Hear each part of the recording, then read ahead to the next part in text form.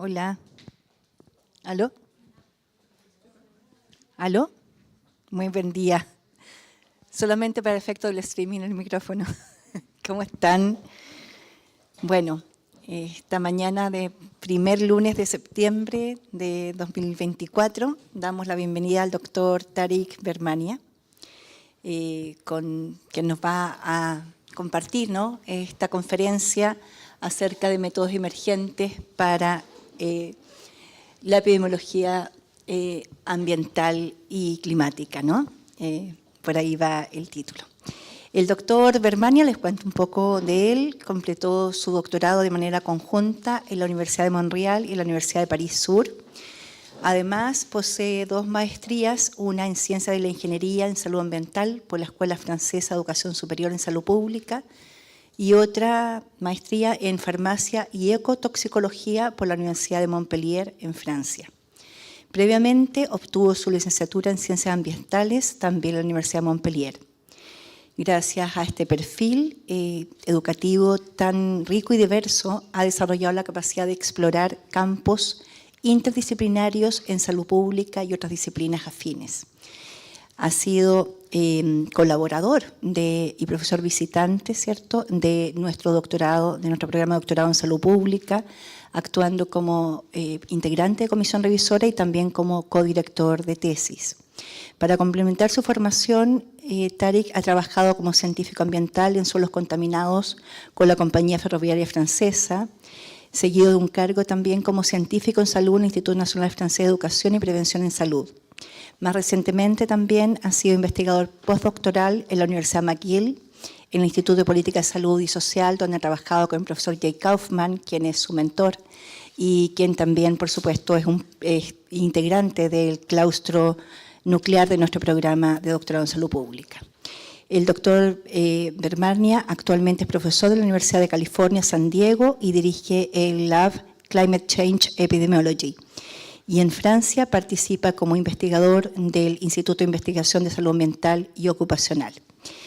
El doctor Benmarhnia posee una especialización única que combina el diseño de estudios epidemiológicos y la evaluación de riesgos en salud con modelos climáticos y econométricos. Además, posee y tiene un claro entendimiento de las políticas de salud y también, y aquí por supuesto coincide mucho con la línea de nuestro programa, ¿no?, en esta combinación, en esta disciplina, una pasión por las ciencias sociales y la equidad en relación con la salud pública. Así que le damos la bienvenida esta mañana y le agradecemos por compartir sus conocimientos y experticia. Muchas gracias. Gracias, Alejandra. Voy a hacer mi presentación en inglés, si está ok para todo el mundo. Y después, sí, y después las preguntas podemos hablar en castellano, porque hablo un poquito de español, castellano, pero inglés va a estar más fácil. Y también Pablo me pidió de hacer la presentación en inglés para que tienen una exposición en inglés y más importante, es más fácil para mí. Okay, so I'm going to switch to English. Oh. So can you hear me okay? Okay. So today, so we have 1 hour and a half, something like that? Okay, okay. And also for your information, I want to be here for the day, and then we're going to have, so if you have any consulta or any questions or anything, I will be available for the afternoon, etc. So I'm very happy to meet and discuss. Okay, so I assume that most of you are doing their PhD or working in epidemiology and also in environmental kind of exposures or topics. Is it the case? I'm not sure. Or social or environmental epi? Because most of the examples I'm going to talk about are going to be about environmental and climate related topics. Okay. Okay. So yeah, and I guess, yeah, I know some of you were at the IEC last week. It was very intense. I'm still exhausted, but it was a very, very nice conference, very well organized, and I think it was very cool. I think you did a good job.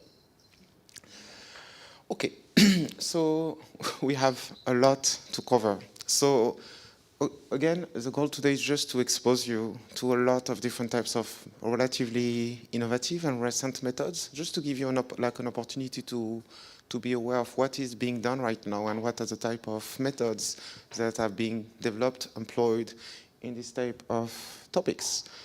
And so all of this, I assume you've not been exposed to this type of topic in class because this is relatively new and advanced, but this is really to give you just like an opportunity to learn about that. And the goal today is not to make you expert on all of these topics, but just to give you a lot of, just an introduction and a lot of readings. So the slides will be shared with you, so you can use them as you want. But I will give you a lot of readings and references, so you can, if you're interested by a specific method, you will have everything you need to do that. And then I will also send, share with you at the end, in our website, we publish all of the codes and the syntax on GitHub, so you can have all of the codes if you want to replicate that, assuming you use R. If you don't use R, that will be tricky, because that's what we use, but there will be a lot of examples, so you don't have to worry about the code. The most important thing is to understand conceptually how it works, and when and why you need to use the different types of methods according to the specific type of situation that you have. Okay. So I will try to go through all of that, but it's very unlikely that I cover everything, but you will have the slides. And so the idea, first I would like to talk about quasi-experimental methods in environmental epidemiology, but you will see that it can apply to many, many topics. So, but I will talk about the more advanced topics. So of course I will just give one slide about difference in differences and one slide about synthetic control methods. Have you heard about these topics? Diff in diff, difference in differences, and and synthetic control methods. So I will just give you a very quick intro, but then I will talk about a more advanced, more recent advancement based on generalized synthetic control. I will explain you how it works mathematically to give you an intuition, and then show you an example in relation to wildfire and how we can use this type of method to understand the specific health effect of wildfire, but also how it varies over space. So you will see it could be quite easy and quite relevant for Chile, because I think there is a lot of work to do in relation to wildfire in Chile. Then I will talk about G-computation, which is a type of approach that is very useful when you want to simulate the hypothetical benefits of different types of policies, interventions. And I will show you many examples in relation to air pollution policies. So we've been doing a lot of work in Canada, in the US, in France, about how a specific air pollution policy, for example, reducing emissions of PM2.5 can lead to a lot of benefits in terms of premature mortality, cardiovascular health, dementia, etc. So we show you how this method works and how we can use it to simulate different types of policies. Then I will give you a very brief introduction to, I think, the most to the most interesting, I think, and more exciting developments in epidemiology nowadays, which is about transportability and generalizability methods. So this is relatively new, but you will see in the next 20 years, to me, that will become the main, most exciting topic. And you will see why this is so super important. And I just wanted to give you an introduction to the concept, so at least you will have heard about it, and you will see this is like a big, big, big topic. You will see. If we have time, I will also give you just like a very brief introduction about how we can use W-robust estimator, which we call, like an example being TMLE, targeted maximum likelihood estimation. So we're going to call that TMLE, and how we can use machine learning algorithm to deal with more like complex dose-response relationship. And I will talk about an example about to examine to which extent the dose-response relationship between air pollution and mortality in Canada is linear or non-linear using very flexible machine learning algorithm, if we have time. And then I just have a slide just to topics that I didn't select for today, but I hesitated to pick, but just to give you an idea about different topics that I think would be interesting if you do environmental or climate epi. Okay? So, okay, I will start by quasi-experimental methods and just give you a very kind of brief kind of overview of why, to give you an intuition about why do we care about that. So, you know, we love randomization as epidemiologists. All the time we try to rely on randomized control trials to try to evaluate if a specific treatment, a specific exposure is going to be effective to change given the incidence of a specific outcome. when we think about randomization, we can analyze randomization as what we call an instrumental variable. The formal definition of an instrumental variable is any variable that will influence X, the exposure of interest, without having any other, like any link with the outcome of interest and the confounders that will be measured, C, or unmeasured, U, and so, yeah, IV is going to be related to X without having any connection to C, U, and Y.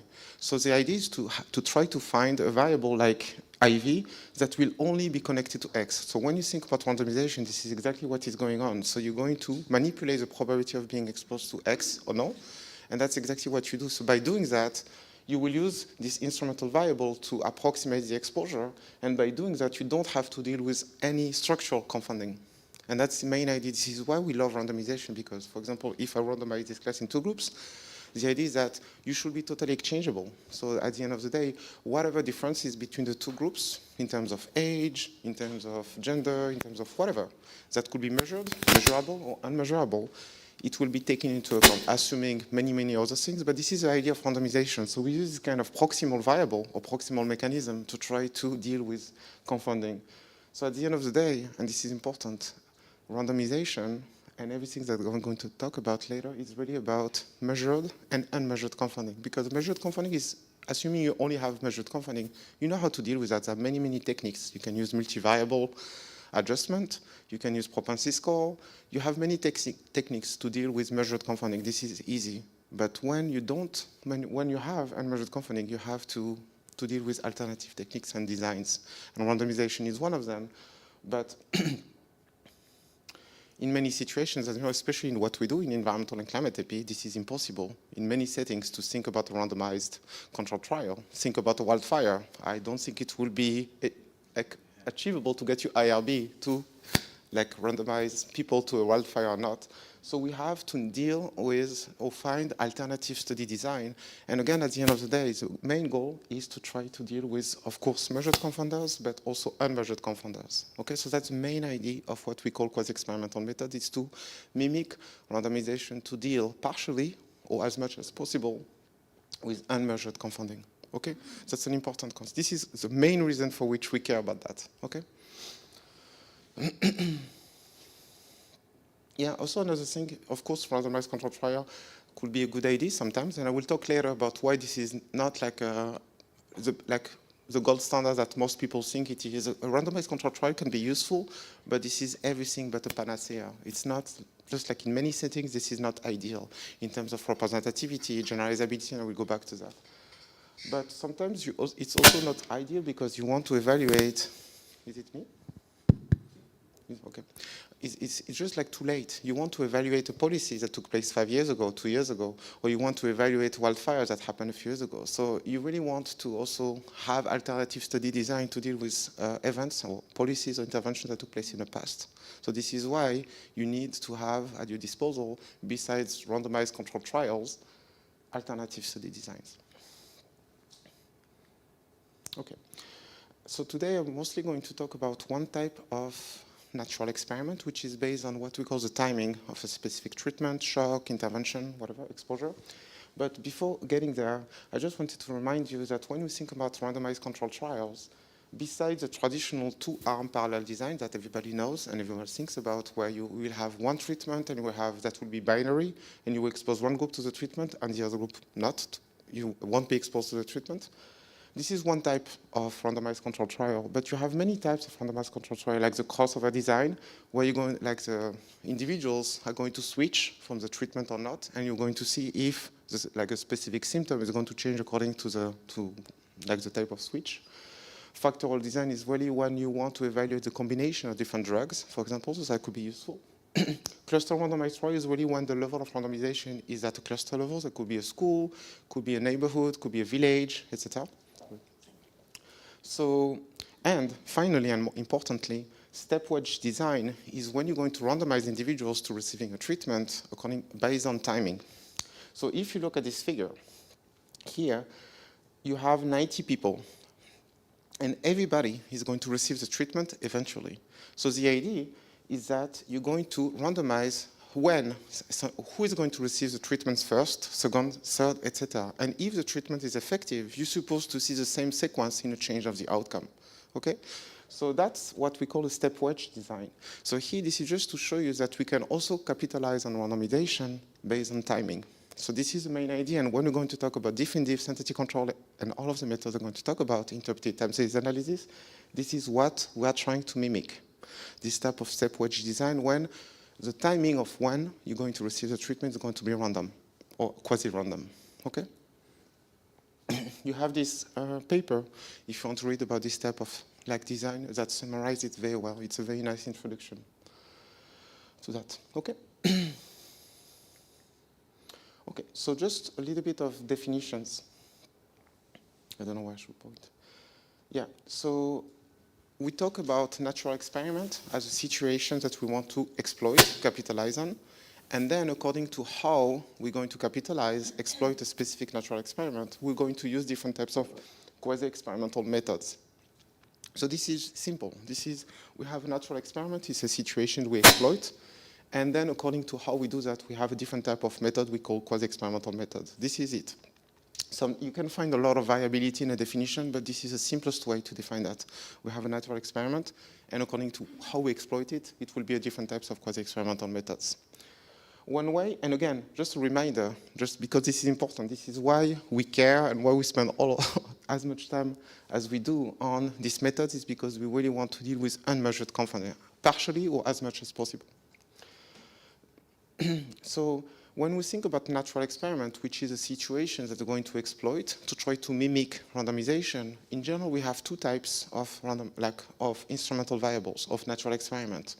We have the natural experiment that will be based on the timing of the intervention. This is what I'm going to talk about. But you also have the natural experiment that will be based on eligibility. And you have many examples. Just like here, just to give you a few examples, if you think about smoking ban, for example, you want to evaluate if a smoking ban, for example, I don't know, in Chile, I don't know when it took place, but you want to evaluate if it had an impact on low birth weight, for example. So let's say the smoking ban took place in 2005. I don't know if this is true, but let's assume this is the case. So what you're going to do, you're going to capitalize on a specific timing, like in January 2005, to try to see if just after the implementation of this policy, something happened to birth weight as compared to before, assuming that there is nothing special about January 2005 in relation to the birth weight trend. So if you can assume that the timing of the intervention, implementation, is independent from the trend for the outcome of interest, you can capitalize on the timing of this specific policy and try to see if there is something special that happened in a treated unit, like in Chile or in some cities, whatever, in relation to your health outcome of interest. So that's how we think about a natural experiment based on the timing of an intervention. Another way to think about a natural experiment is based on eligibility criteria. So for example, you have a smoking ban that will be based on age. For example, so I don't know if this is realistic, but let's say smoking, like you're going to ban smoking only among people that are under 18. So then you're going to capitalize on this eligibility. So instead of capitalizing on a timing, you will try to say, oh, wait a minute, you have people that are just above 18 that can smoke, or at least buy cigarettes, and you have people that are just under 18 that can't. So the idea is that you're going to try to compare people that are slightly above 18 and slightly below 18. They're supposed to be very similar, between like 17 years old and 8 months and 18 years old and 2 months. There is not too much that changes in relation to whatever outcome of interest. But because of this kind of eligibility criteria that kind of stratify the population into groups, you will be able to mimic randomization, because this small group, just slightly above and slightly below 18, are going to be randomized by this policy. So that's what I described is called regression discontinuity. So that's another way to capitalize on a natural experiment, which is based on eligibility. Okay, could be age. For vaccination, that's the case. For example, for COVID, there are many vaccination policies that were based on age or specific blood pressure conditions or whatever, but this is what we call a natural experiment based on eligibility. But today, I will mostly talk about, or specifically talk about the natural experiments that are based on the timing of the intervention, okay? And that is extremely useful for climate change epidemiology, because many natural disasters, natural hazards, or climate-sensitive exposure in general happen randomly, or at least we can argue that a specific timing of a wildfire, of a heat wave, of a hurricane is independent from the trend of respiratory health outcomes or whatever. And that's the main idea. So as soon as you can justify that, you will be able to use quasi-experimental method capitalizing on a timing of a specific natural experiment. Okay? And again, we do that to mimic this kind of step wedge design. It's like if the wildfire took place and it's random, and we're going to see if the change in outcome of interest changed coincidentally with the incidence of this natural experiment. So that's what we're trying to do. Does it make sense? Okay. So very briefly, I only have one slide about definitive and one slide about synthetic control, so I can go to the next. But again, I will give you a lot of readings. So if you're interested, there is a lot to learn about that.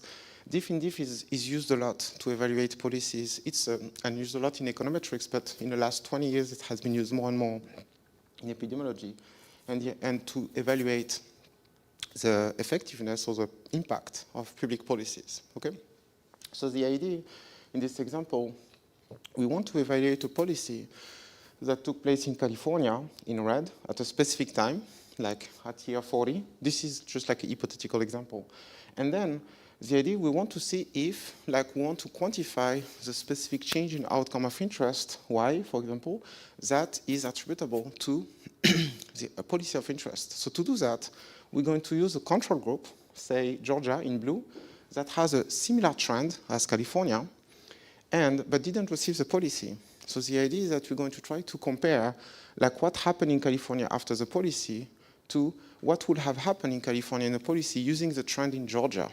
Okay, so what we do, we're going to calculate two differences. First, we're going to calculate the difference between California and Georgia after the policy, and then we're going to calculate the difference between California and Georgia before the policy. So we have these two differences, and the difference between these two differences will be what we care about.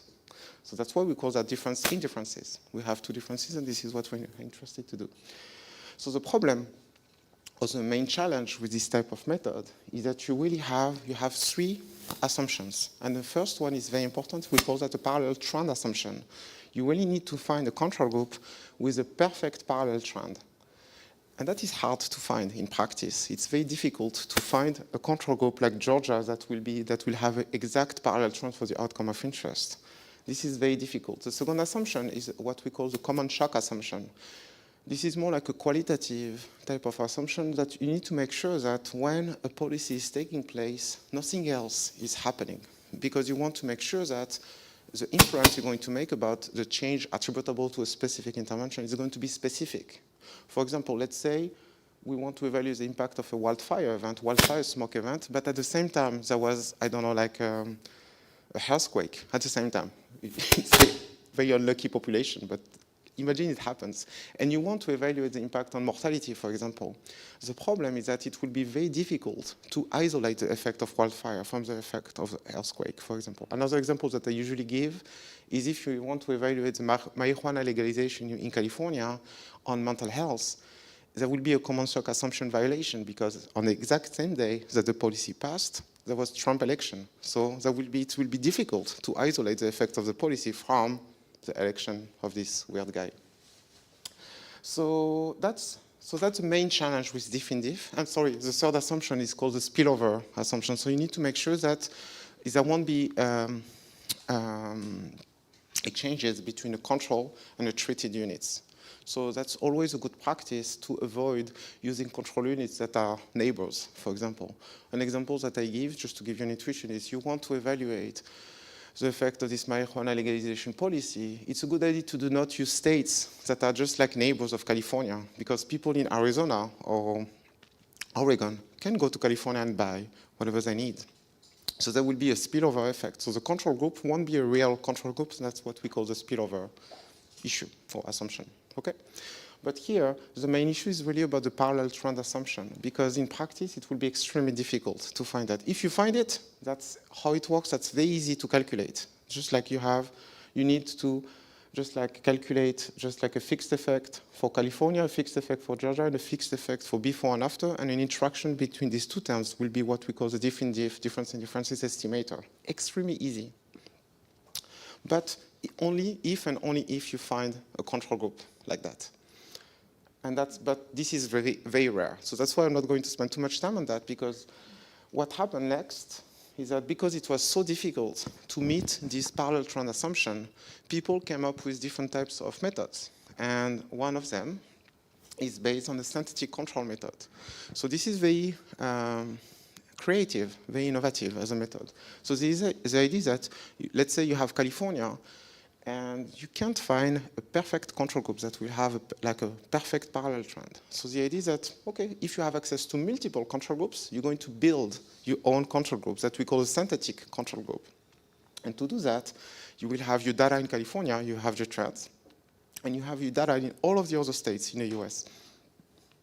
And I'm taking US examples, but because this is where I am, but this is also what all of these papers have been proposing at the beginning. The first paper proposing the synthetic control method by Abadi and colleagues was about a tobacco policy, Proposition 99, a taxation policy in California in the late 80s. Oh, no.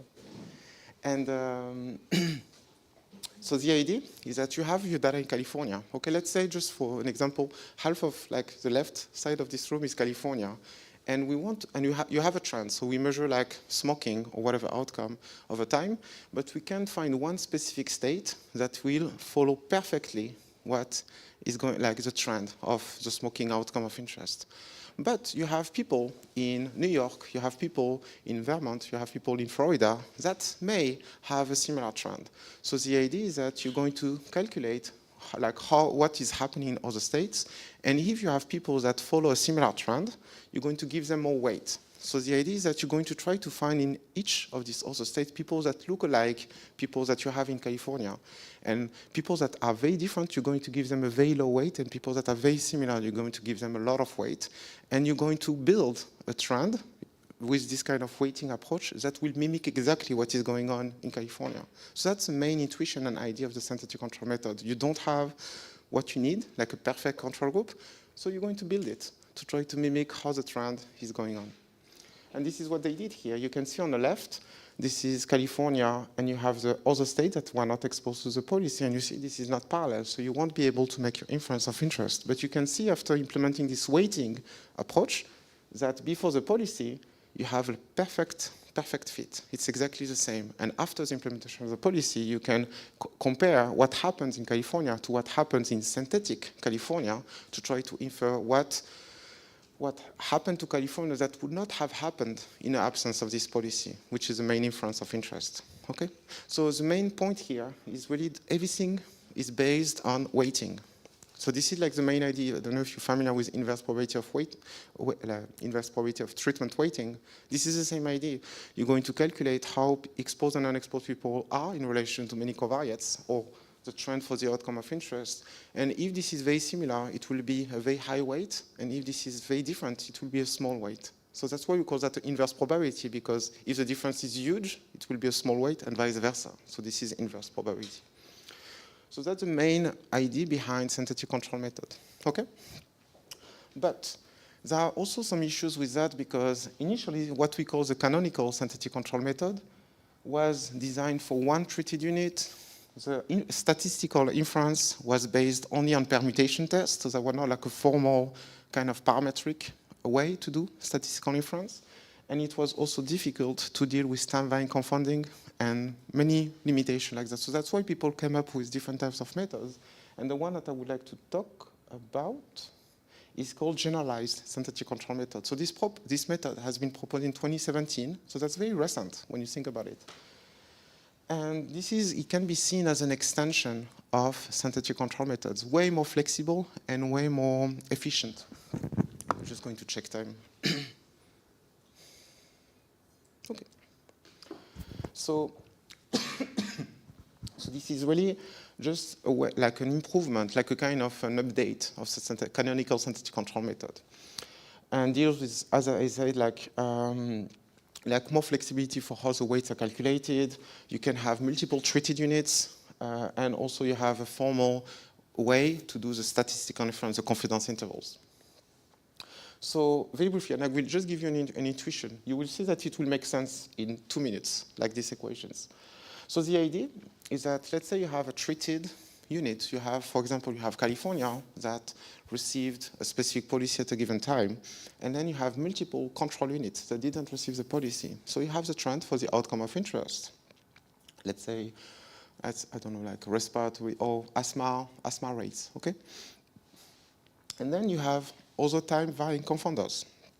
I don't know, precipitation, temperature, whatever, time varying confounders. And you also have the calendar variables, like what day of the week it is, what month of the year it is, etc. Okay? So which means that you have for the treated group and for all of the control groups, you have different time series. A time series for the outcome of interest, a time series for all of the time varying confounders of interest. Okay? So on one hand, you're going to do what we call a decomposition of the time series. So I don't know if you're familiar with what principal component analysis is. Do you know? Are you familiar with that? You know, when you have a sample and you want to understand how you can decompose a variance, basically. So to try to see if you can, like, what are the variables that discriminate the sample as much as possible, and you're going to have the first principal component that will explain most of the variance in the sample, the second component, etc. And I don't know if you're familiar with that.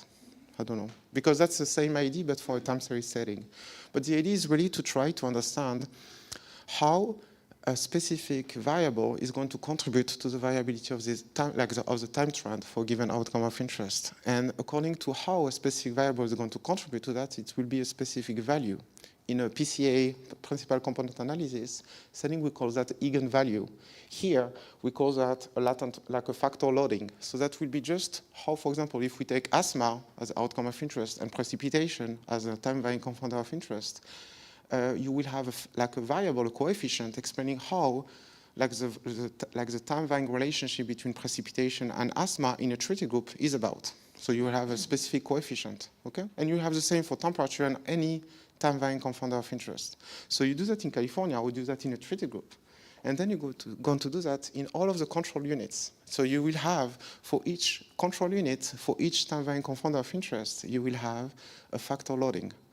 And then the idea is that according to how these factors are different or not between the treated units and the control units, you're going to give a specific weight. Same thing, inverse weighting, inverse probability weighting. And if you have a control unit in which precipitation is related to the outcome of interest in a very similar way as a treated unit, you will have a very, very high weight, and vice versa, and so on and so on. So you will have this vector of weights, and you're going to give them, and you're going to build your synthetic control like that. So that's really the idea of the generalized synthetic control units, intuitively. Does it make sense? Do you follow me? So this is exactly what is going on here. You have the first equation, which is about this kind of series of coefficients. And here you do that in 2 steps. You do it for the control units first, and then for the control units, and you do it for the treated units. And according to how these factor loadings are going to be different, you're going to weight them. And at the end, you will just calculate the difference between the weighted estimate and what happened in your treated group. But I'm going to show you an example with wildfire. And this is what we published this paper 2 years ago, in which we explained this method, because when you read this initial paper, this is very technical, very obscure. So I do that a lot. I read these technical papers and I kind of make them more a little bit like digestible and applicable. And what we did in this paper, we explained how generalized synthetic control is a good idea, how it works intuitively, how it works like mathematically, but also how this is a very good idea for climate change epidemiology, because you can use that for many, many extreme weather events, including wildfire, like extreme heat, flooding, hurricanes, earthquake, etc. So, and we used an example based on wildfire, a wildfire that took place in Southern California in 2007. So here you have, this is California, and you have in red all of the zip codes. So this is like a big neighborhood that were exposed to the wildfire smoke event. In yellow, this is where the fire was. And in blue, this is all of the control units, so all of the zip codes that were eligible to be used to build the synthetic control, okay?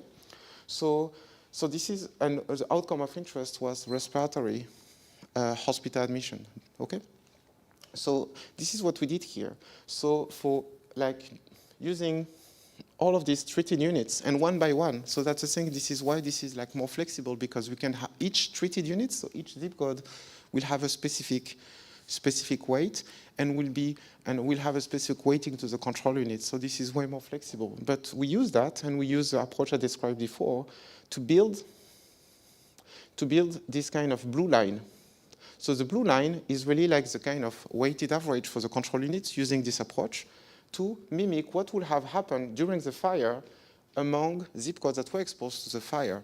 And then we can simply calculate the difference during the fire, which is here, between the blue line, which is the synthetic control, and the black line, which is what we actually observed in the exposed zip code. And then the difference will be easily can be easily used as the causal effect of the wildfire effect of interest, or the wildfire smoke event of interest. And again, this works if you can justify that the specific timing of this wildfire smoke event is random in relation to the outcome of interest, which is extremely easy to justify. There is no reason for which, like the trend of asthma, are going to have anything to do with when a specific wildfire is happening at this specific time scale. Okay? So this is just to show you how generalized synthetic control can be used to evaluate one specific event. But then that was 2017 and extension. In the last few years, sorry, before getting there. This is just a paper that in which we describe all of these methods that are like capitalizing quasi-experimental methods, capitalizing on the timing of a specific natural experiment, including different synthetic control, generalized synthetic control, interrupted time series analysis, etc. And in this paper, so we explain all of that, but also we did a simulation just to show what method work best in any setting. And we showed that generalized synthetic control method in most of the settings when you don't have the parallel trend assumption, when you have a lot of time varying confounding, etc., is the method that performs the best. So the takeaway from this paper is if you have multiple control units, if you have the choice, you should go with the generalized synthetic control. This is always better than the alternative approaches, if you can. Sometimes you only have one control group, so sometimes you don't even have a control group because you only have data in one city, and you can do that. In this setting, you will have to go with one method that we call interrupted time series analysis, which is like a diff in diff without a control group. But that's, but I will talk about that a little bit later. But what has been developed a lot in the last few years in this literature is what happens when we have what we call staggered intervention. So in econometrics and epidemiological literature, this is a very, very active area of research.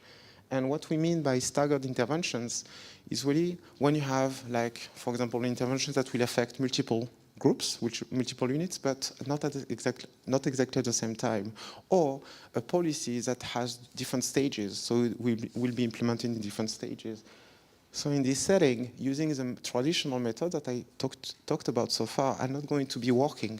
And I will explain why. So this is like what is going on in this literature right now. What do we do when you have an intervention that happens at different times? We call that staggered intervention. So the problem for why the traditional methods like diff in diff or synthetic control methods that I showed before are not going to work specifically is because you really need for each treated unit to find a suitable, like a good control group specific to each time, like to each specific policy implementation.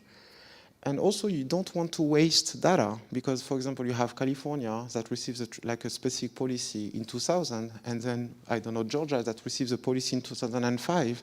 You want to use Georgia between 2000 and 2005 as a control group because this is data that you can capitalize on. So you don't want to throw away this data. So that's also why the traditional methods are not going to be efficient or working. And also, and that's very important, there is a lot of heterogeneity. We don't want to assume that a specific policy implemented in two different places or implemented at different time periods are going to have the same effect. There is a lot of heterogeneity in how a specific policy is going to influence a specific health outcome of interest, and we want to consider that. So there are different approaches. So we'll go with a simple one to deal with that. But of course you have, if you read this paper by de Martin and Dotefeuille, this is French, but very hard to pronounce even for me. And this is a review of from 2022 about all of the methods that you can employ when you have this situation of a staggered interventions. And I will just show you one specific approach that is very intuitive and simple. It's based on a two-stage approach, and Callaway and Santana proposed that a few years ago. You just need enough never treated units, so enough control groups that never received the treatment at any time. You need to make sure that there is no independence between the timing of the intervention and the outcome.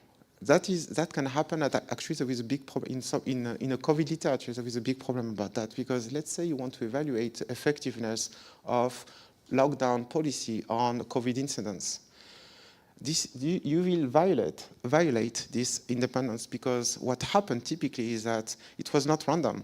The timing of the implementation of a lockdown was totally dependent on the trend of the COVID, because of course we would not implement a lockdown in a city where COVID was very low. We started to implement that because there was an increase in a rate of whatever COVID indicator. So it's not independent anymore. So that is a problem. But I'm saying that many papers did that, but that's a problem, because this independence assumption is totally violated. But otherwise, so you have this independence assumption, but you also have all of the assumptions I talked about before in terms of parallel trend, common assumption, and spillover. Okay.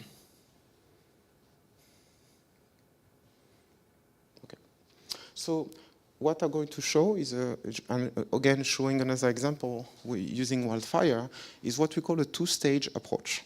So this is easy, but that's kind of staggered intervention 101.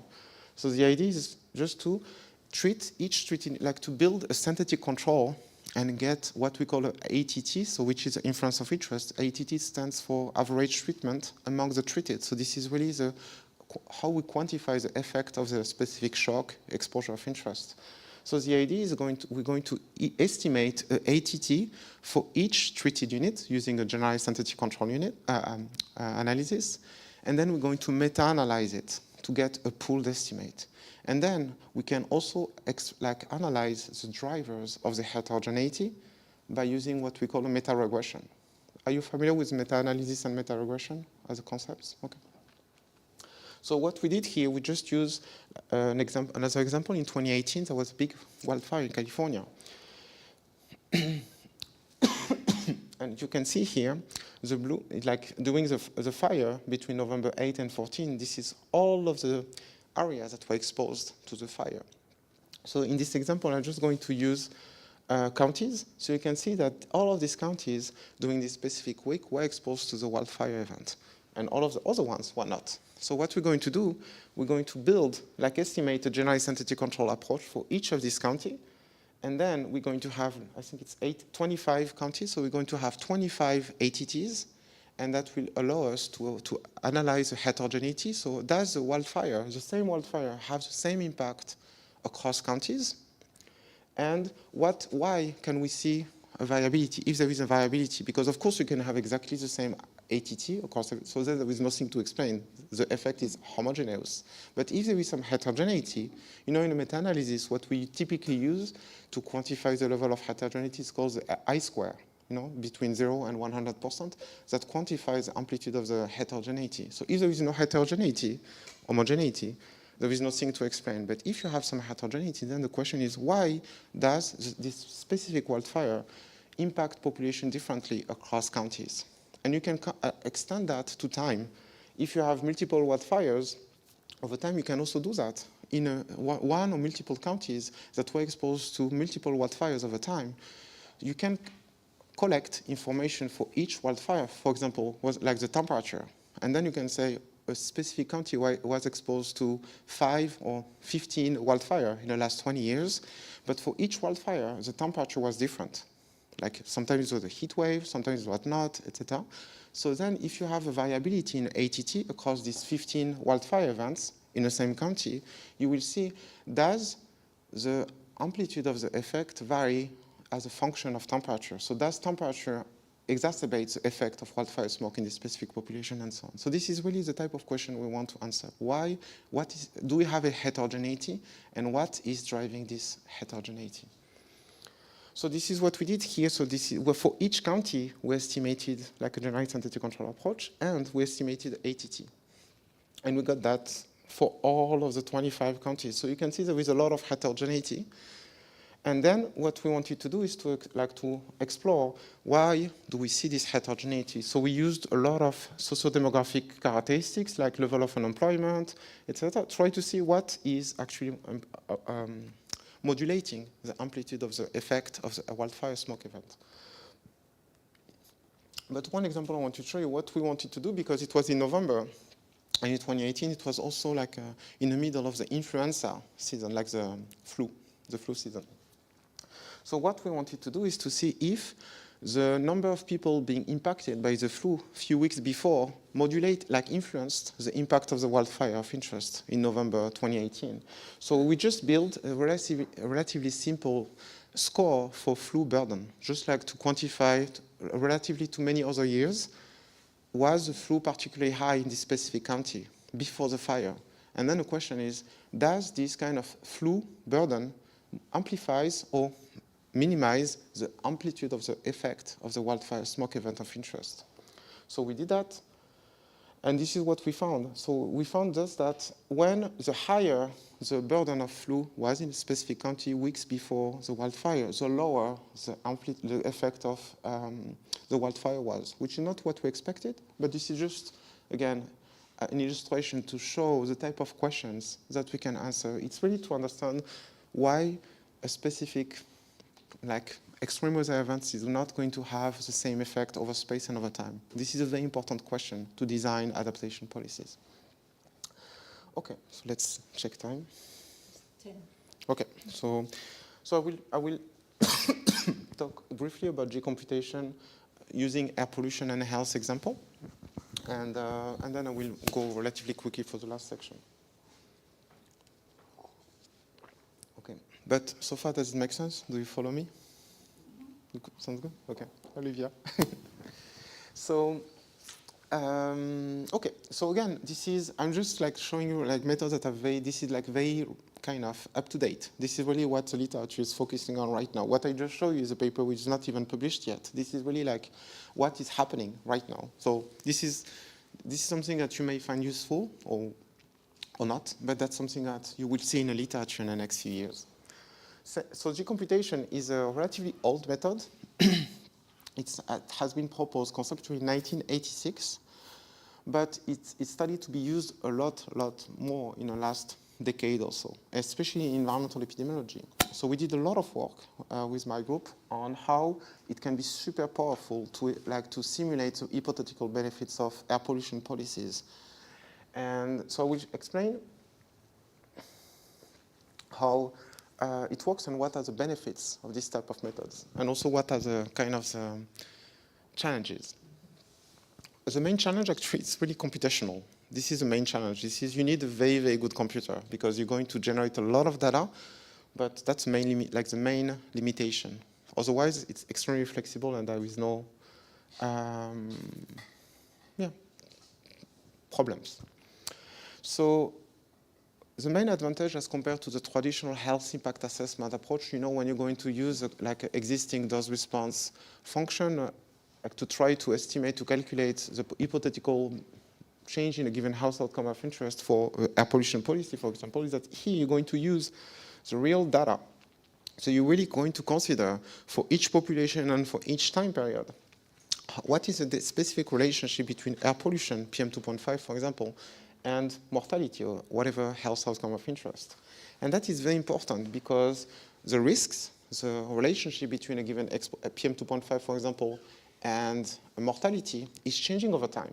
And it's changing over time because the composition of PM2.5 may change. For example, if you have more and more wildfire, like in the context of climate change and variability, the chemical composition of PM2.5 is going to change. So the effect in terms of on mortality may change. You can also have a change in a population composition. You may have an increase in a like average age in the population, so the risk associated with a specific level of PM2.5 is also going to change. So you want methods that are flexible enough to take that into consideration, to have like a dose response that changes over time, to take that into consideration. And you can also estimate this type of dose response over time on an absolute and relative scale. And that's very important because the relative scale is what we use a little bit by default, but most of the time in public health, we really care about absolute scale.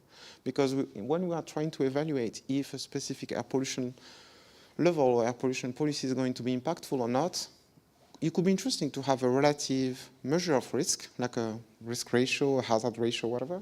But at the end of the day, it's also useful to know how many people are going to be, how many deaths are going to be prevented because of this specific policy, absolute number. And you can do that using parametric decomputation. And again, another advantage is that you can model or simulate static and dynamic intervention, for example.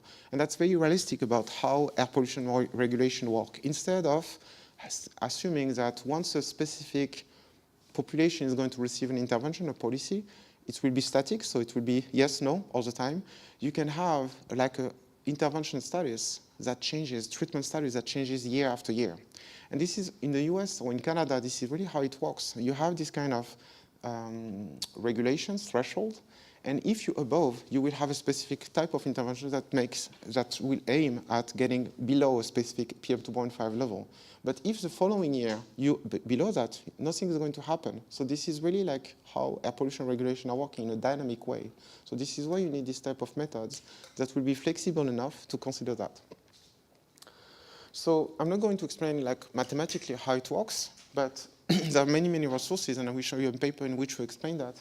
But you can see G-computation as a generalization of standardization. Assuming you're familiar with what standardization is about, G-computation is exactly that. When you look at this formula that seems very tricky below, this is just like a standardization. You have like the you estimate the outcome as a function of all of the potential exposure over time and the set of confounders, L, and that will be just standardized on the distribution of confounders before conditioning on the previous exposure.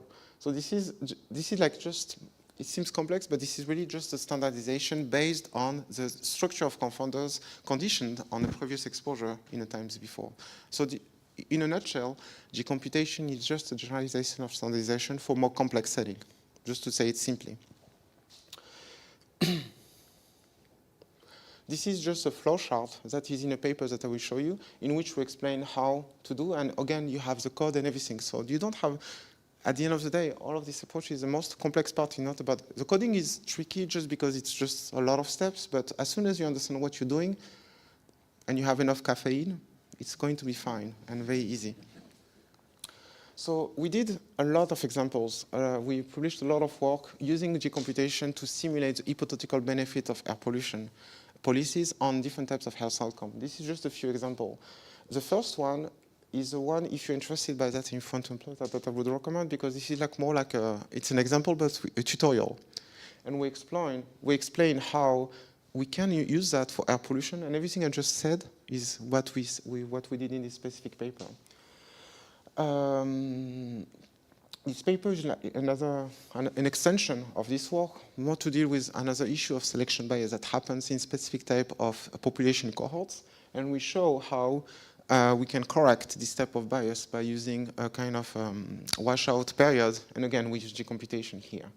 In this paper, it was in France, and what we did, we have these cohorts, the 3-city study, focusing in 3 cities, Dijon, Bordeaux, and Montpellier, where I'm from. And the idea, and there was like very good measures of dementia incidence.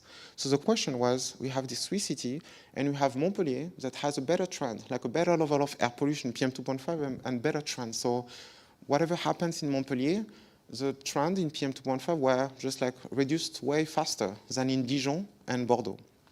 So what we did, we say, what will have happened in a world in which Dijon and Bordeaux did as good as Montpellier in terms of the incidence of dementia? And this is what we simulated using G-computation, and we estimated the potential benefits of having like more effective air pollution policies in Dijon and Bordeaux in terms of dementia incidence. So just an example about how we can use this type of approach. Sorry? Oh, yeah, there was a benefit. Yeah, that's it reduced. I forgot the exact number, but there is a very, very strong relationship between PM2.5 and dementia. There is an increasing literature about that now, and here we just showed how we can simulate realistic, just like changes, because here we didn't simulate something totally disconnected. We actually used what happened in Montpellier, another French city, to see what is actually possible. And this is like very informative to indicate to Bordeaux and Dijon, the other cities, this is what you can do. You can reduce the number of incident dementia cases by reducing air pollution. And this one is like an extension, this one, because here we specifically simulated the intervention by sources of emission. So this is just like the next level, where instead of doing PM2.5, we did, okay, what will be the influence of reducing PM2.5 from transportation, from agriculture, et cetera, et cetera. So but this is the same. So what we did in this paper that was published last year is just an extension of what I've been talking about. Just to say, so these approaches, I think, are very flexible, and if you do air pollution or anything else, actually, I think you may find that very useful. So this is a list of papers that I think will be a good place to start, okay? Yeah, just the figures. So this is the type of results that we have here.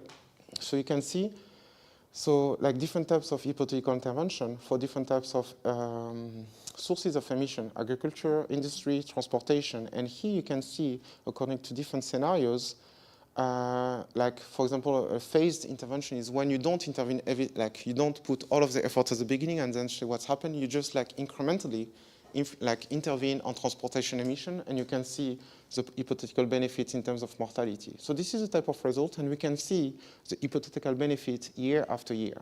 So that's just like the type of result that we can get. And of course, we can quantify the number of deaths that will be prevented by each type of policy and so on and so on. But you have all of the papers, and you will, if you're interested, if you work on air pollution, I think you may find that interesting. Okay, so I will finish with that topic. So that will be more like an introduction, but that I think to me is a very important topic. I don't know, have you been exposed to transportability and generalizability methods yet, or not really? Most of the programs don't, but I think this is the next kind of generation of epidemiologists will be expert on. I think this is a very, very, that will take more and more place. So, question for you, just like, that's the only question I have for you, so it's not very, it's not very demanding. So, do you know what a target population is? And more importantly, why is it important to define a target population? Do you know what a target population is? You can say it in Spanish. Mm-hmm. ¿Y qué específicamente? Es importante definir la población objetivo para poder hacer inferencia de los resultados que estoy observando en el estudio. Yeah. So, for example, you have a cohort in Santiago, like focusing on the effect of air pollution on asthma incidence among kids or whatever. So the target population, you have to define it, and it can be the population of Santiago if at the end of the day you want to make the inference for Santiago because this is what you have in mind, you want to see what will happen if you reduce air pollution in Santiago, but you can also have a target population that could be Chile. And you can have another, and the implication will be different. You can also have a target population that is Latin America, which it doesn't make too much sense because that's not how air pollution regulations work. But that's the target population is what is the population for which you want to make this inference, for which you're going to be useful. And defining that is very important because then you will have to define to which extent the population, the study population and the target population are going to differ.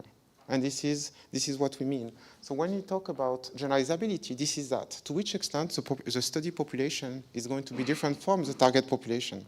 So this is like vertical somehow.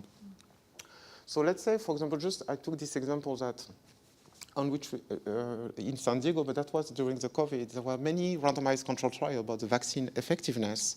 And there was a lot of issues about the generalizability of that. So you have a randomized control trial in San Diego, and the target population in this context could be California or could be the States.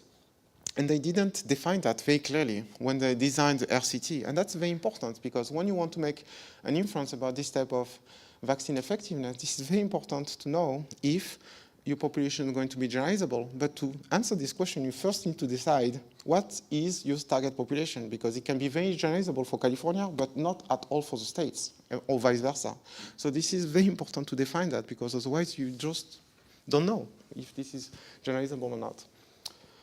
And here, and that's an important concept, are you familiar with the concept of effect modification? Effect measure modification? Okay, that's the only thing you need to know, because everything about generalizability and transportability that I'm going to talk about is about effect modification. That's just about that.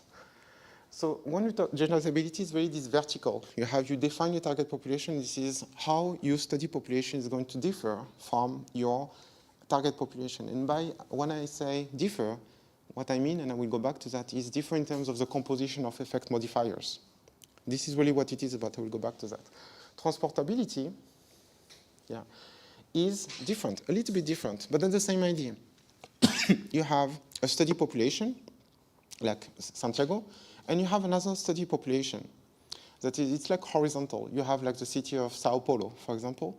So the idea is that you conduct a study in Santiago, and you want to see to which extent your results can be transportable to Sao Paulo. And again, the main driver of this transportability is going to be the composition of the population in terms of effect modifier. Effect modifier that could be age, gender, education, etc., etc.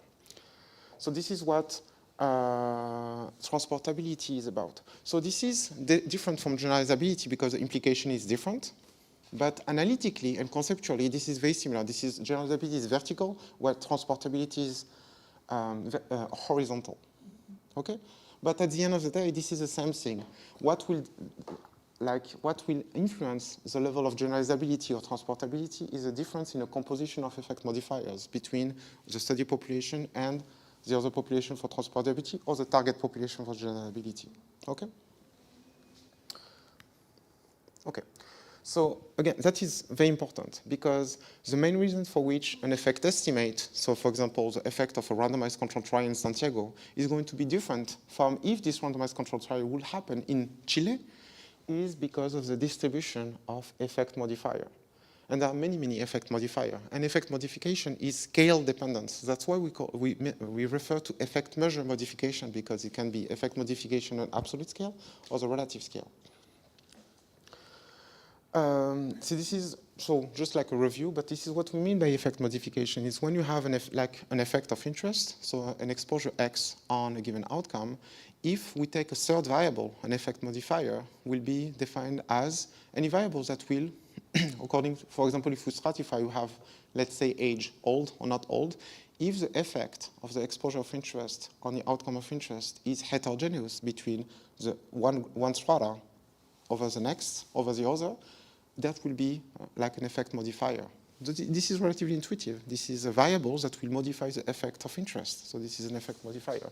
And this is how we define it. So if, for example, you have an effect modifier M, you have an exposure A and an outcome Y, if the contrast here, this is risk difference between being exposed and unexposed when the strata is M equals 1 is different from the same contrast when M equals 0, that will be effect modification on an additive scale because this is a risk difference.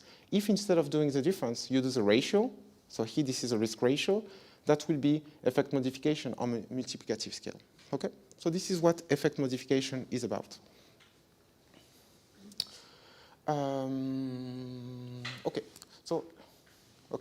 So just intuitively, let's not focus on the details, on the DAG, etc. But this is just why, for example, in a generalizability setting, we may have an issue. For example, we take Santiago and Chile as a target population are interested by a generalizability question. I say that everything is about effect modification. Let's say the question of interest is PM2.5 and asthma in Santiago. Okay. And why would you find an estimate, you find a hazard ratio of 1.5 in Santiago. Why would this result not be generalizable to the population of Chile? Why would it be the case? Just like suggestions?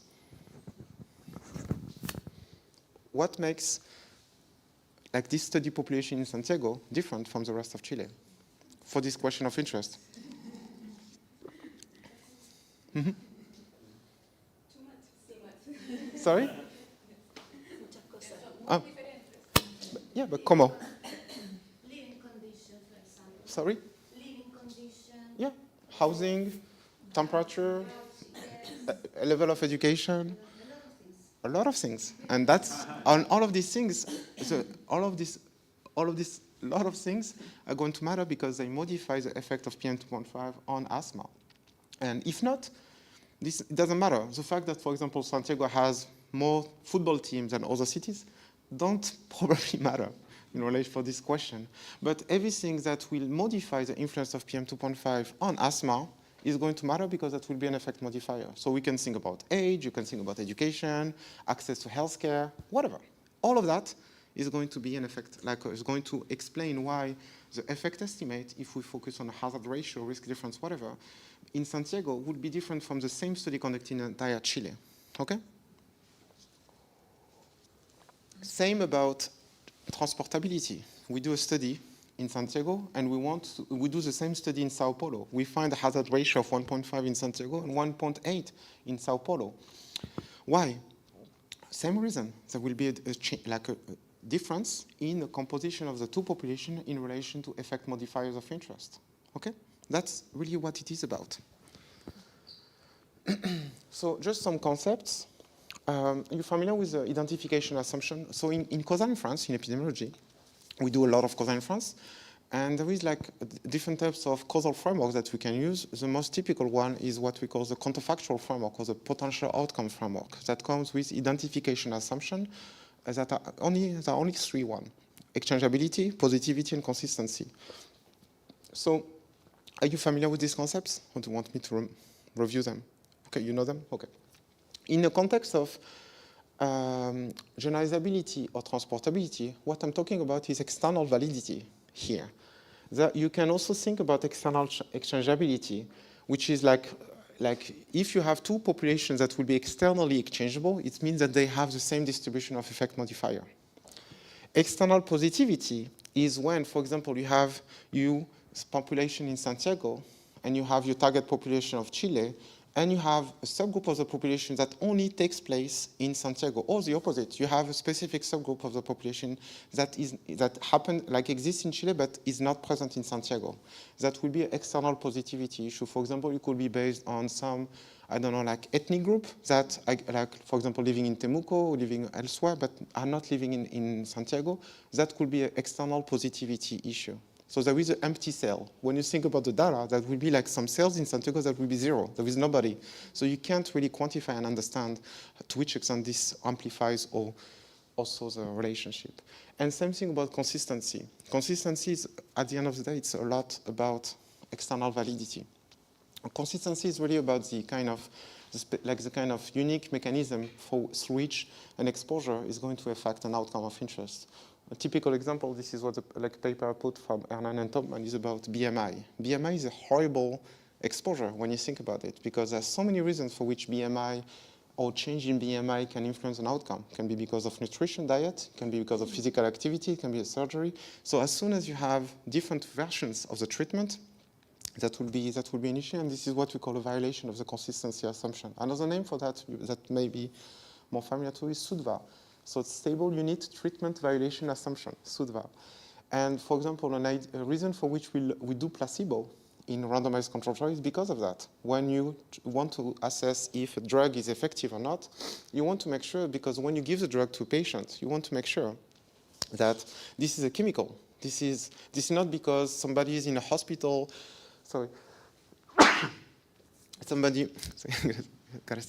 somebody is not going to have a better outcome because they interact with a medical doctor, whatever. You want to make sure, so the placebo is to make sure that everything else is the same except the chemical.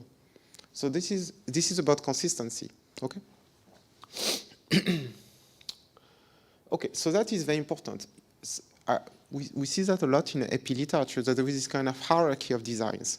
I don't think this is very useful to have this kind of hierarchy of study designs, but if you want to define a gold standard, this is not a randomized control trial, because a randomized control trial can be extremely good for internal validity, let's say you have a perfect. In practice, it doesn't happen. Well, as soon as you do RCT, people are going to drop, people are going to leave and go back, so they're not going to take the treatment one day.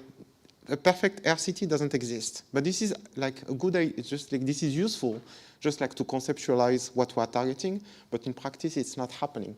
But it's not a gold standard for causal inference because it may be not generalizable. So if you want to define a gold standard, it should be like a doubly randomized control trial, when you will first randomize your study population from the target population to be so the distribution of effect modifier is totally exchangeable, external exchangeability, and then you randomize who is going to receive the treatment or not. So this is like a doubly randomized control trial. That should be your gold standard.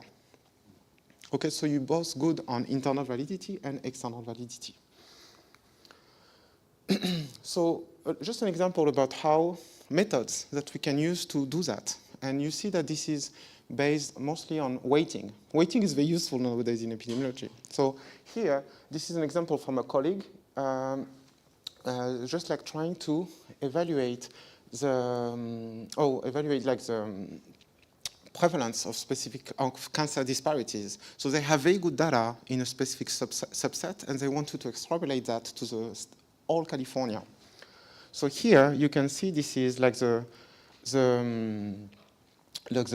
specific electronic health record data, so the data that have access to, and this is the target population for which they wanted to do the generalizability analysis. So, so this is first I wanted to compare this population to the target population, and if there was a difference, they wanted to make this population as similar as possible to the target population. And so it means that you need to understand the effect modifiers and the composition of effect modifiers between this population and this one. And according to the difference, you're going to give more weights to the people that have a very specific effect modifier as compared to the target population, and et cetera, and you will use weighting to make this population as similar as possible to the target population one. And so here, this is just like a descriptive comparison between the study population and the target population. So you can see that, for example, for this specific age group, there is not too much difference. But you have, for example, for access to private insurance, you have a lot of differences and so on and so on. So all of that are the effect modifiers of interest that will make the study population different from the target population. And the idea is simply to calculate this difference and give a weight according to this specific difference. So then you make this population as similar as possible to this one, okay? So this is just like a DAG to conceptualize that, but this is really about here, this is the probability of being in this specific study population selected. And you see that this is influenced by all of this effect modifier. And you want to calculate that. And this is here the probability of being selected as a function of all of the effect modifiers of interest. And when you calculate this probability, this is like a propensity score. And you're going to use this propensity score to build the IPTW or IPSW, inverse probability of selection weights, and you're going to implement that. So what they had here, they had the good answer because they had the data in the entire state of California using the cancer registries, but they wanted to see if they could retrieve that using this approach. So this is that was the exercise of this paper. They have the truth, so technically they didn't need to do that, but they wanted to check if we can retrieve the good answer by using this type of methods. And the answer is yes. Assuming you have access to enough effect modifier, you can retrieve the true estimate. So the estimate in a target population. Here, you can see, so this is odds ratio, just like calculating the disparity in terms of a specific type of cancer between race ethnic groups. So this is in California. So that's the goal, that's the truth. This is what we want, the level amplitude of inequality in a state of California. And here, this is what we had in a set of population. So this is unweighted. And you can see that after you implement the weights I showed you, you can retrieve very, very similar results between the target population and the weighted study population. Okay? So this is to show that when you conduct a study, it could be RCT, observational study, cohort study, case control, whatever, you can, if you have access to enough effect modifiers, you can try to retrieve what will happen in a target population of interest. And this is what these generalizability methods can be about. And transportability is the same, except that this is more horizontal. But you can see that this type of weighting approach can be quite useful, assuming you have access to enough effect modifiers, okay? There are different types of methods. Again, just for readings, if you're interested, this is some papers to start reading about. And here we did this study like a few years ago. That was a transportability study. So we had a lot of randomized controlled trials about water, sanitation, and hygiene interventions in different places of the world. And we wanted to simulate, to transport these RCTs to Peru. So we used demographic and health survey in Peru, in different places. And we wanted to see what will be the potential influence of implementing RCT in each region of Peru. One potential application of that is you can't implement RCTs everywhere in Peru for all of the villages, and you want to know where it would make a very, very big difference. So you would start there to optimize the potential public health benefits for children's health. Here the outcome was diarrhea and diarrheal diseases. So we use all of this information from this RCT from different places, and according to the difference in terms of effect modification between these RCT locations and different places in Peru, we were able to estimate the hypothetical or the expected changes in diarrheal diseases if you implement a specific water, sanitation, or hygiene intervention. And that's one application of transportability methods, okay? I will stop there.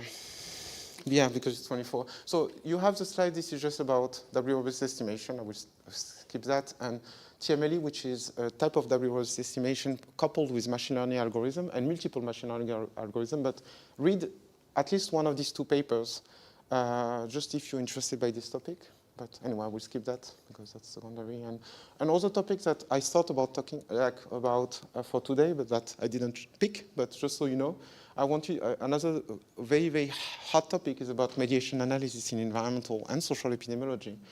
Also, spatial mediation analysis is a relatively hot topic, and advanced matching techniques or mixture methods is something that receives a lot of attention as well. And also, like what you have for dynamic exposure, for what you do when you have dynamic exposure, meaning that instead of assigning exposure to noise, air pollution, or whatever at a place of residence, which is not very realistic because we move. We go from our house to work to different places. So we want, and we're exposed to air pollution in different places. So now there is also a lot of work about modeling dynamic exposures, using like smartphone data, using a lot of different types of data sources to try to calculate dynamic exposure.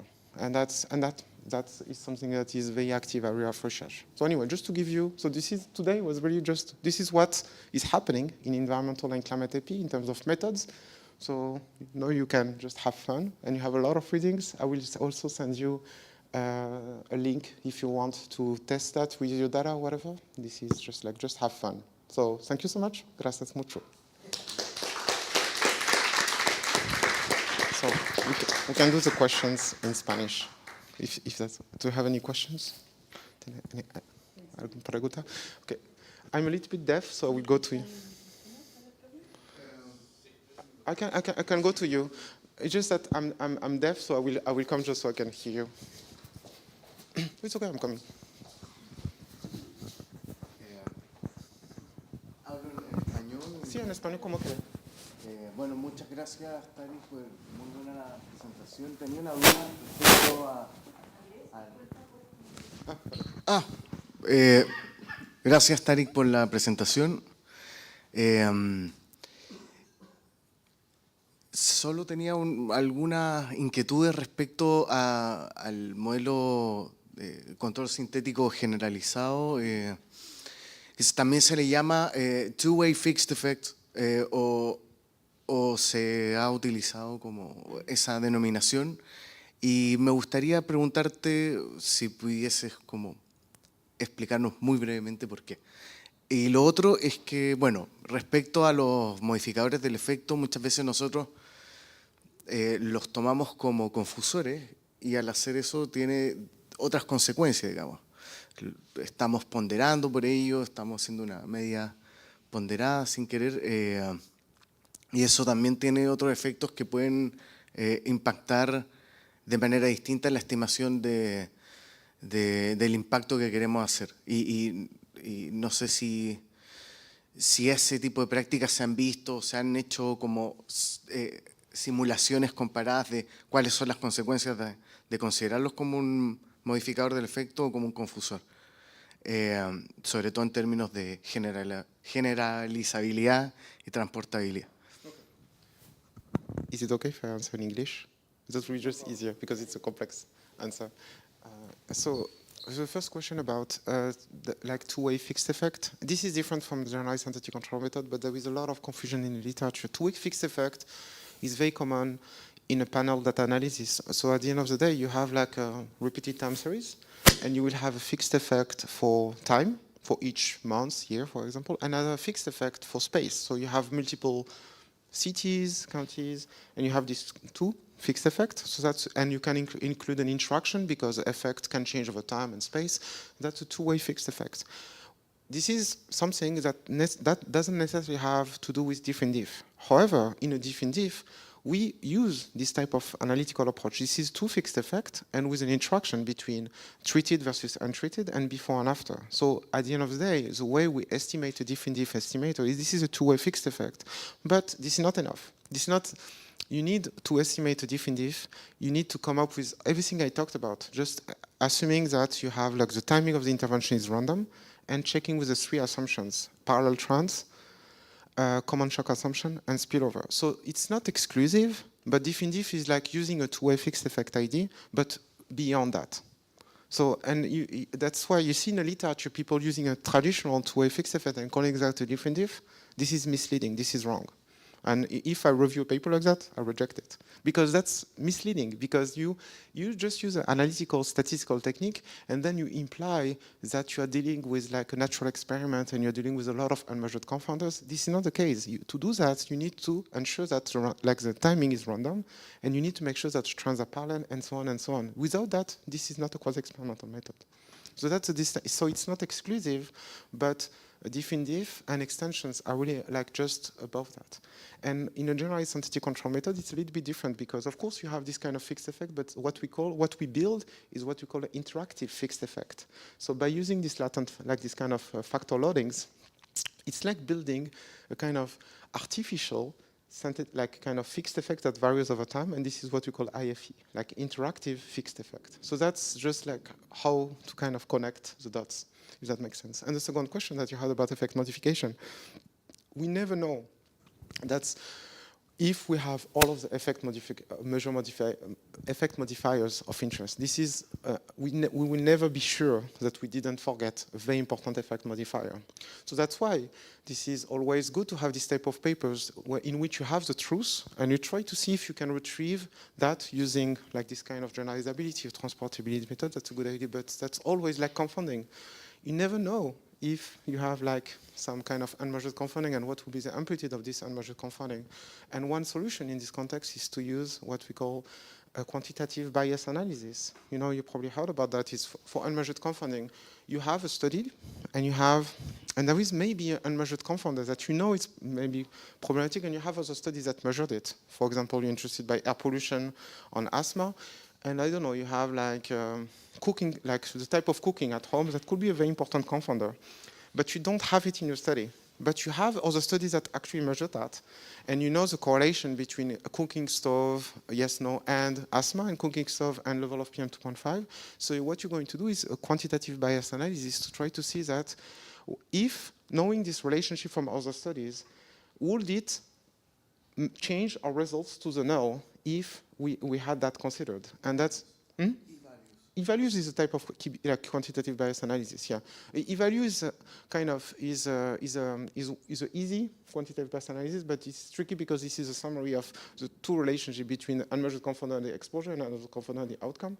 But E-value is this example. So technically, and this is what is happening, I think doing a QBA in relation to effect modifier in this type of transportability and generalizability is probably something that will receive more and more attention. But again, what I talked about today is very, very new. You will see like probably like less than 20 papers in entire literature, but I think this is going to be the new norm in the next 20 years. Because I really hope that in all of the epidemiological studies, the last section of the method will be now, we did a cohort study, what will happen, we defined the target population, so what will be the result for Chile, what will be the result for the target population? So I really think this will become the new norm.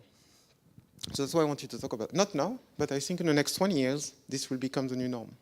And also for RCTs, instead of conducting 1,000 of RCTs in multiple places, you can save a lot of time, resources, by doing this transportability technique, just to see where it will actually make a big difference. And you can just like, that's also something that receives a lot of attention nowadays. So does it answer both of your questions? Okay. Una otra pregunta?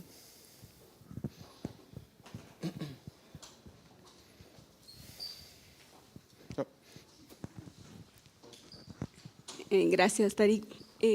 Yo tengo una pregunta que no sé si es muy fácil responder porque tiene que ver con qué tipo de datos necesitamos. Estoy pensando en poder hacer este tipo de estudios en Chile o en países de Latinoamérica, ¿cierto? Todos estos métodos, pero en particular lo último, de la transportabilidad y generabilidad. Por ejemplo, si tiene una cohort en Santiago y tienes información del census, ¿cómo se dice census? El censo. Fácil. Censo puede tomar variables del censo, variables en su estudio, y sería posible de usar eso como effect modifiers y hacer este tipo de ejercicio. Es posible, no hay problema. Y con datos más transversales, con cross-sectional data también, que es más frecuente, en realidad cortes pocas tenemos. Hay diferentes problemas. El problema con data cross-sectional no es de eso. Hay tres problemas con la data. Hay tres problemas con la. Oh, it's weird. Can I answer in English? No, it will be easier. So cross-sectional data, the fact that this cross-sectional data is not, it's a different set of problems. This is just like, I would say that it's like a spectrum. When you want to make causal inference, it's just way harder to do it if you have cross-sectional data, because you have more challenges as compared to have a randomized control trial. It's not that it's just like easier to make a good inference if you have randomized exposures, because it's just like it would be a way better kind of way to ensure that exposed and unexposed are exchangeable. But when you have a cross-sectional data as a problem, there are three problems. The first one is the temporality. If you just don't know, for example, let's say the example of physical activity and mental health, and you measure both at the same time, you don't know what's the egg, what's the chicken, and that's difficult. But it's not impossible. Sometimes in cross-sectional data, this is extremely easy to ensure that the exposure is before the outcome. So cross-sectional data is not necessarily bad, it just makes your job harder. The second reason for which it's difficult is for like a regression to the mean. For example, blood pressure. You only have one measure of blood pressure today, right now, and it may be very high, very low. So but if you measure that multiple times, it will regress to the mean. That will become like if you do like in education. If you today I test you in math, you may do very bad, but that doesn't mean that you're bad in math. It's just because today you're not in a good mood or whatever. So you need to take multiple.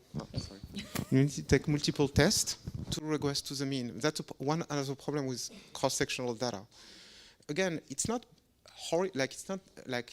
interestingly bad. It just means that it will be harder to make a good inference.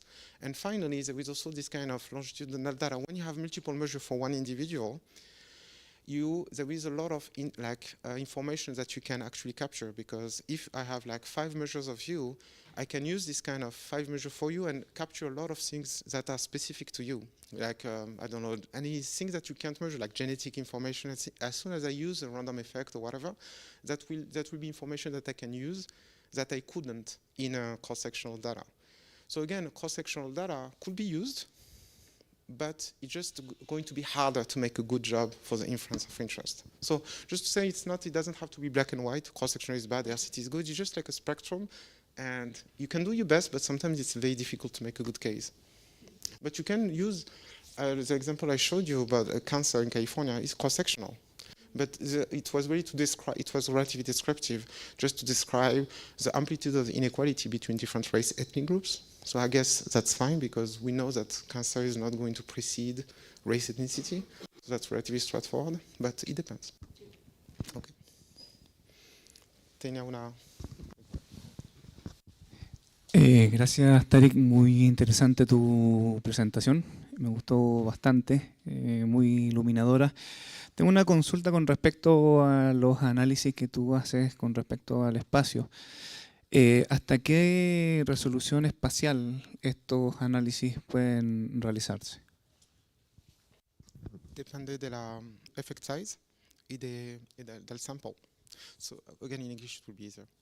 So the question was about like this kind of spatial resolution. Of course, if you want to analyze, for example, the example I gave about a generalized entity control, you can have estimates for each zip code, but you need enough data to have it, because if you have one hospitalization a day, you won't be able to do anything. So this is a trade-off. This is a compromiso. So you can, I can't give you a definitive answer. It depends on the amplitude of the effect estimate. If you have a very strong effect estimate, you will be able to get just like at a smaller spatial scale, and the sample size is going to be critical. So, but again, it depends. It really depends. And something that I didn't show, but this is something that we're working on right now, is how, because I showed you the example on different 25 counties in California, we didn't consider, for the inference, statistical inference, we didn't consider the spatial autocorrelation. And now, what we're trying to do is to include in these models like a Bayesian model to actually take into consideration the spatial autocorrelation. So when, what is happening in one county is going to be more similar to the next county as compared to another county that is far away. And this is the idea of spatial autocorrelation, and this is information that we can use, and this is what we're trying to implement right now. But yeah, so that's what about spatial. ¿Vale? Okay, shall we? ¿Otra pregunta? Tienes que venir a hacer un curso de una semana. Sí, al año próximo entonces. Ok, gracias mucho. Voy a quedar aquí para el día, y si quieren hablar de su proyecto o eso, esta tarde o eso. Sí. ¿Ahora o esta tarde? Ahora. Okay. ¿A las 11? Ok. Ok. Un pequeño reconocimiento. Gracias. Muchas gracias. Gracias a todo el mundo. Y bueno, muchas gracias por la conferencia, por sobre todo generar el interés, ¿no? Okay. Y ser tan claro y pedagógico para explicar cuestiones que son complejas. Gracias. Así que muchas gracias. Gracias a todo el mundo.